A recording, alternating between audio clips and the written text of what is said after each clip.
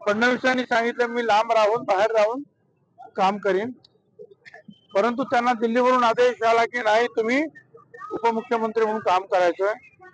फडणवीस साहेबांनी ती सुद्धा नाही म्हटलं तर एक प्रकारची अवहेलना असते, पण ती त्यांनी सहन केली पक्षाचा आदेश म्हणून आणि पूर्णपणे 100% त्यांच्या त्या कामाला त्यांनी झुकून दिलं आणि महायुतीला प्रचंड बहुमत मिळवून देण्यामध्ये रात्रंदिवस त्यांनी काम केलं.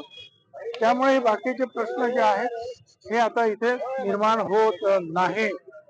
किंबहुना सर्व मागासवर्गीय आणि ओबीसी त्यांचे अधिकारावर कुठेही गदा येऊ नये म्हणून निश्चितपणे जे आहे फडणवीस साहेबांनी जे आहे सहकार्य केलेलं आहे, मदत केलेली आहे, शक्ती पाठीमागे उभं केली आहे.